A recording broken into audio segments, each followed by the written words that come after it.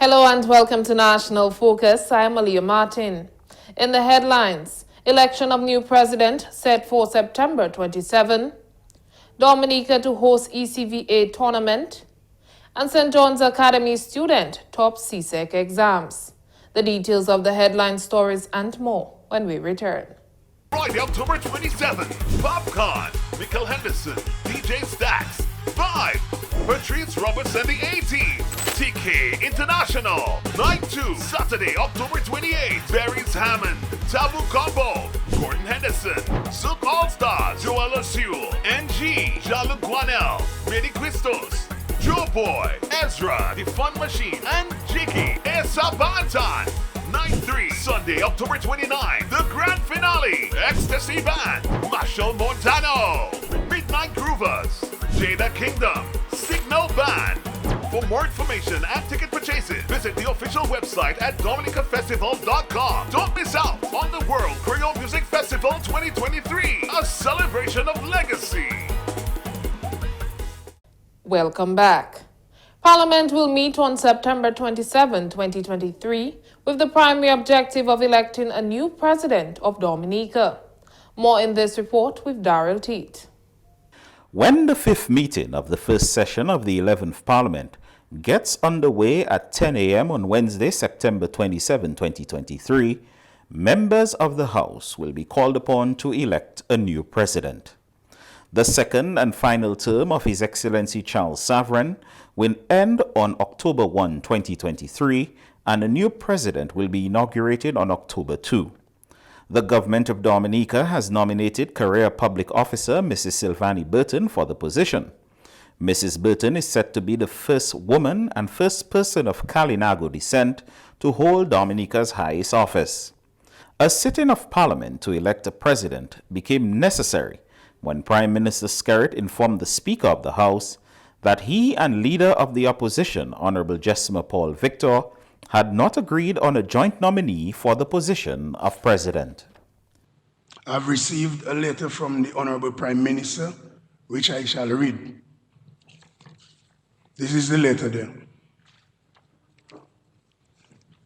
It says that, Dear Honorable Speaker, in accordance with Section 19.3 of the Commonwealth of Dominica Constitution Order 1978, I hereby inform you that the Leader of Opposition and I have been unable to agree on a joint nominee of a candidate for election as President. Signed, Honorable Roosevelt Skerrit, Prime Minister. Chapter 2 of the Constitution outlines the procedures to follow once the Prime Minister and Leader of the Opposition do not agree on a joint nominee. Parliament will meet again on September 27, where the Government of Dominica will officially nominate Mrs. Sylvanie Burton. Leader of the Opposition, Honorable Jesima Paul Victor, has given no indication as to who will be nominated by the Opposition. If you oppose, then you should have something else to propose. So we look forward to her proposed nominee, if she has one, and then there will be an election. In the next 14 days, we'll work out the Parliament so that we can have a president-elect who will take up office on the 2nd of October 2023. So today was important. It's a fulfillment of the obligations mandated by the Constitution that I informed the Speaker of there being no joint nominee, and then the Speaker convenes Parliament to so inform the Parliament of that situation and advising Parliament on the process involved in the nomination and election of President for Dominica as per the provisions of the Constitution. The nomination by government of the first woman and first indigenous person for the position of President has been described as historic. Many have expressed surprise that the opposition has not supported the nomination. It's unfortunate that she allowed an opportunity to be part of history to pass her as a woman, and I think that recognizing that our candidate, our nominee, is not only a woman but also an indigenous person, and I think This has received tremendous international and regional accolades for not only a woman but indigenous person. And those of us who are students of history understand and appreciate the contributions of indigenous people. Meanwhile, Parliamentary Representative for the Marigot constituency, Honorable Anthony Charles, has expressed support for government's nominee, Mrs. Sylvanie Burton. Honorable Charles is calling for unity in the process of the election of the president. It's not you coming phone and then we agree. We should come together, call out some names and pick the best candidate together. Not one person pick one and then one come and say yes or no. They should work together, pick the candidates together, not one pick one and one come. Agree, we have a mutual agreement. Understand? What do you think of government's nominee for president? Well, I have no problem with a young lady. So, Ms. Sylvanie Burton is a close family friend. No problem with the candidate, but it's the process.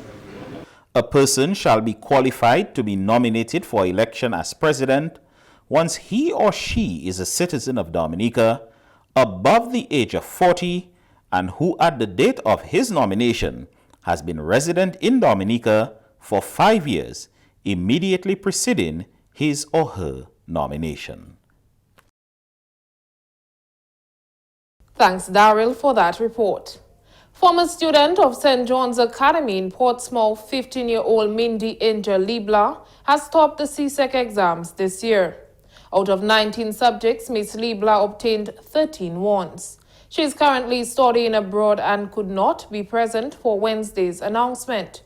But her mother, Mrs. Glenda Hyacinth Libla, spoke with GIS News following the announcement. She has always been this focus, this go-getter child. So many times I would get up in the middle of the night, I would meet her studying. She would be asleep. She would go to bed very early, make sure she gets enough sleep, and then she would wake up in the, say, about 2 in the morning, and then she will study, and then go back to sleep about 5 o'clock and be refreshed for her to go to school. She says she has nurtured a love for learning among her children very early on in their lives. Mrs. Libla says her daughter Mindy wants to pursue a career in environmental engineering.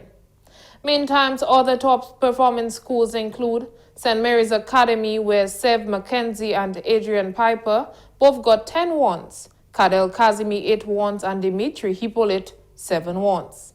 Convent High School with Nalina Kopel obtaining 10 ones, while Adrian Barron, Safia Etienne, Benicia Moro, and Helen Roye all obtaining 8 ones. Kilanda David and Christiana Walsh secured 7 ones respectively. Wesley High School, Hope Christian 7 ones, and Aisha Brown 6 ones. The Dominica Grammar School, Thea Blondell 7 ones. Northeast Comprehensive, Nicole Tyson 10 ones, and Renella Mason and Alisa Africa both obtained 7 ones respectively. Portsmouth Secondary School, Bayan Seaman 10 ones, and Kayla Hamilton 9 ones. Afia George 8 ones, Ryle Seraphine and Lisa St. Louis 7 ones respectively, and GZ Baptist 6 ones.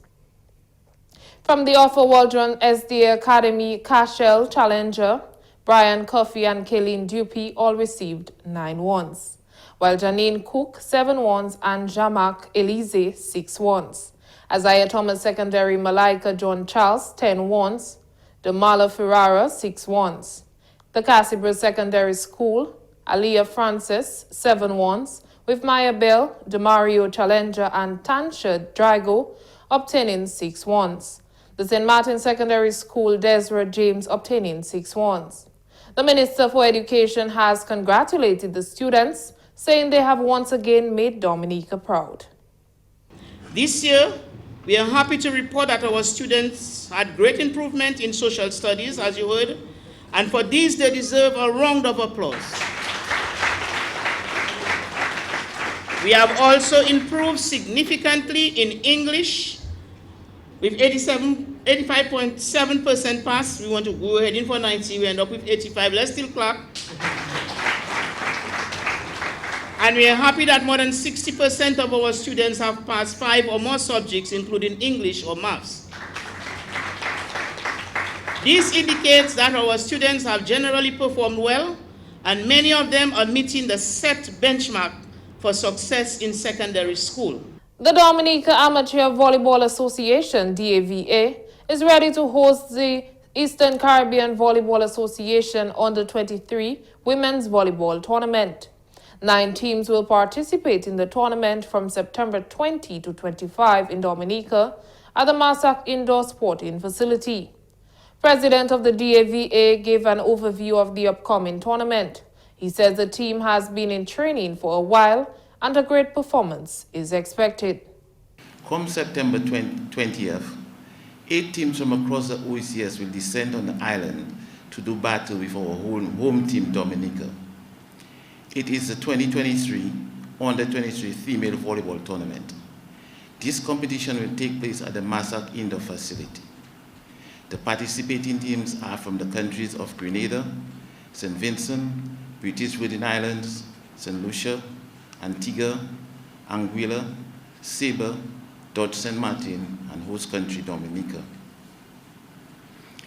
Our team has been in training for some time now. Most of the players were on the team that represented Dominica at the Alba Games in April, and also the inter-secondary schools competition held in Grenada in July. So our team do have some competition exposure, and we are looking for some good performances from them. Marketing Executive Officer from the Discover Dominica Authority, Ms. Liz Coffey, says tournaments like these will help develop sports tourism in Dominica. We are extremely pleased that our Caribbean sister islands can join us for this sporting event, which brings so many of us together. Sports tourism is important to Dominica. It is a great support in our economy that creates good jobs and opportunities for our people. Sports tourism has put Dominica on the global map. It enhances our international standing and branding and strengthens our position as a global Caribbean node and a vibrant, livable destination. We support sports tourism because we, like you, believe that we can pursue and achieve our aspirations together. The visiting teams, you can count on us for a great Dominican hospitality, a Creole culture that is incomparable to anything in any part of the world, a peaceful and loving environment, and of course, a unique experience to discover the magic of the sports in a fun-filled atmosphere of our island. Meanwhile, sports coordinator Mr. Trevor Shillingford says efforts have been made over the years to develop the sport around the island with various programs and the improvement of facilities. The path for the further development of volleyball is further strengthened with the establishment of volleyball academies and the emergence of volleyball clubs in the out-districts. The staging of schools' competitions and national leagues are also among positive steps towards the further development of the sports. These championships and festivals provide an avenue for matching of skills through organized and structured competitions. The development and improvement of facilities is another positive sign towards the development of the sport of volleyball. There are more facilities today for training and also competition. These improved facilities have enabled the Dominica Amateur Volleyball Association to take the sport to the rural areas. A major basketball tournament gets underway from Friday, September 15, 2023, and Parliamentary Representative for the Marigot constituency, Honorable Anthony Charles, is promising an exciting encounter. We are having the opening on the 15th Friday at 6 p.m. We already have 8 teams registered throughout the island. The tournament is taking place in Marigot, but we invited the whole of Dominica who were willing to bring up teams, so we come up with some 8 teams. These teams are some of the elite basketball players in Dominica. So some is like Blazers made a elite team, 767, Portsmouth, Payboche Benz, Marigot, and Trafalgar. So we have a few teams that are going to be playing. Is a knockout basketball, is win or go home. The annual tournament has been named after Neville Pear. We named the league after Neville Pear. He was one of the stalwart in basketball, bringing young people together. Unfortunately, he passed for when he was studying economics in Cuba, and some of the past Cuban graduates who went to school with him is on board, along with some other sponsors. So we're going to take this league annually from now on. So we're going to have a Neville Pear basketball tournament every year. A number of sponsors have come forward to support the tournament. One of the biggest supporters of this league is the Players for One in Marigot. And we have GIS, one of the main sponsors, GIS Limited Bookstore. We have Country Style Big Shop, Afuawi. We have Marigot Cooperative Credit Union. We have MMCE as one of the sponsors, Montreal Management, one of the sponsors also. We have the government of Dominica, especially the Ministry of Sports, and working with Honorable Greta Roberts and the Junior Minister, which is Oscar. So we're working together to get this going. And also, one of the key sponsors also is DABA, Dominica Amateur Basketball Association, together with President Mr. Robinson and Mr. Jerry Williams. They're working together with me to formulate and organize the basketball to get it up and running. So we're looking forward to this tournament to be kicked off. And it only lasts 2 weekends, and then the final will be on the 3rd week of the Sunday last day. So it's not a long event, it's short and sweet. You're watching National Focus. More when we return.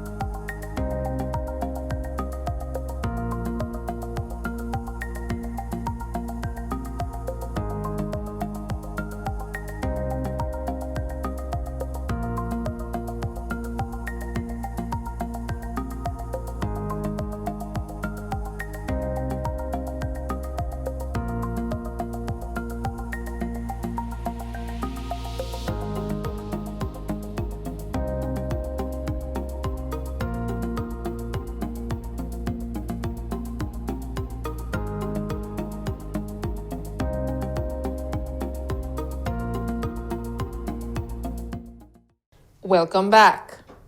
Prime Minister Honorable Roosevelt Skerrit has expressed sympathy and solidarity with the people of Morocco following a devastating earthquake last week. A 6.8 magnitude earthquake struck Morocco late in the night on Friday, September 8. Over 2,860 people have been confirmed dead as a result of the deadly quake. The earthquake severely damaged towns and villages at the base of the Atlas Mountains, including the city of Marrakesh. Prime Minister Skerrit says we in Dominica are well aware of what it is to go through disaster, and Dominica will assist Morocco in whatever way it can. I have had the opportunity to extend to His Majesty the King and the government and people of Morocco our condolences and our solidarity. And we look forward to ourselves making a contribution to the efforts, as small as it may be, because they have been true friends of Dominica in all seasons, all times. And we have over the years built a very strong bilateral relationship between the Kingdom of Morocco and Dominica. And they're very sincere friends of Dominica, and we stand with them in prayerful solidarity, but certainly we will play a small part in their recovery efforts. And we continue to pray that they will find more survivors under the rubble. Dominica and Morocco established diplomatic relations in 2010. The Dominica Festivals Committee is well on the way to staging the 23rd edition for the World Creole Music Festival. The festival will feature artists like Popcan, Vibe, Beres Hammond, Patrice Roberts, Marshall Montano, Jada Kingdom, Taboo Combo, Zouk All Stars, TK International, Asa Bantan, and many others. Patrons can anticipate an even greater VIP experience this year under the theme Tropical Disco. Representative of Next Connects, Mrs. Cecilia Centilla, says the experience will feature 2 levels, VVIP, which is the ultimate experience, and a PVIP experience. The VVIP is the over-the-top experience. There's always special treats in there, special things for the guests. We never really speak about them. They just have to trust us because there's an element of surprise. Oh wow, we're doing this. And then there's the PVIP, which is the party VIP. So there they drink and they party like rock stars, right? Only top shelf liquor, top shelf bartenders tending service. And then we have a village type atmosphere where they can go and experience foods from all different food suppliers that we handpick that are not just from Roseau but from villages across Dominica. So this year we're going to switch it up a little bit. The theme is Tropical Disco. Mrs. Antilia says this year will see an addition of a legend wall, which will honor cultural legends of Dominica. She encourages patrons to come explore the VIP experience at the World Creole Music Festival this year. Lots of bells and whistles. Plan your outfits. You should plan your 3 nights to plan your outfits. We go in disco. They're going to electrify the stage so we're all singing the same tune. And lots of surprises. Tickets are available for the VIP and the PVIP online at ticketlinks.com. You can see, you can scroll down to the VIP and the PVIP.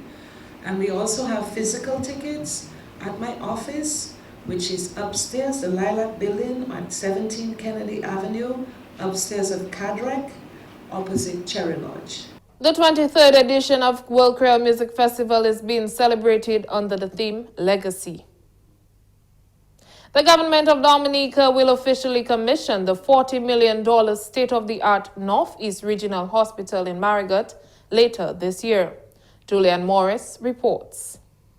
The government of Dominica will officially commission the $40 million state-of-the-art Northeast Regional Hospital in Marigot later this year. The institution, which will open in October, had a soft launch of certain services on Monday, September 11, 2023. With this new facility, the government of Dominica is fulfilling its promise to the people of the Northeast to include Marigot, Concord, Kalinago Territory, Wesley, Woodford Hill, Palm Tree, Calibishi, Benz, Anstey and the Douglas Charles Airport. The hospital is fully funded under the Citizenship by Investment Program, or CBI.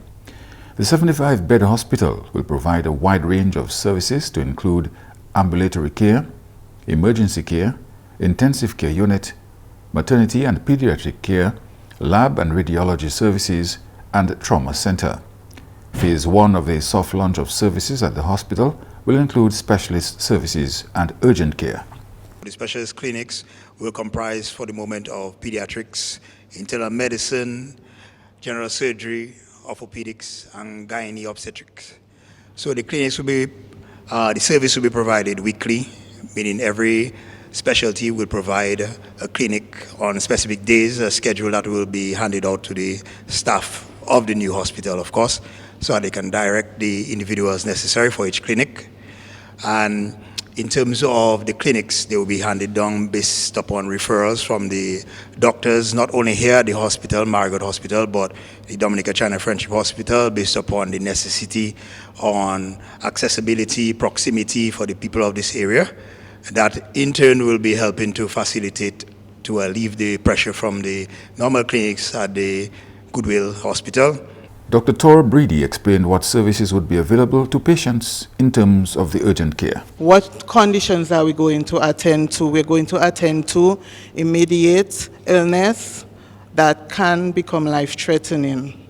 Okay, we will see everybody, but the urgent care is really to attend to immediate conditions that can become life-threatening. For example, you have bites by centipede, snakes, broken bones,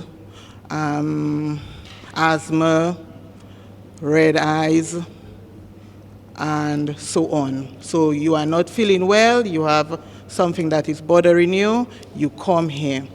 Dr. Brady will be using a number of diagnostic services in the treatment of patients. The x-ray, we are going to do x-ray here. We are going to do lab tests, like the complete blood count. We are going to do urine analysis, pregnancy tests. We are going to do chemistry tests and coagulogram tests. Those are the tests we are going to be doing here. Patients will be treated and managed where admission is necessary. They will be transferred to the Dominica China Friendship Hospital, but that only obtains during the first phase of the rollout of the services. In the coming months, we will be rolling out the other areas, such as maternity, inpatient, surgery, intensive care.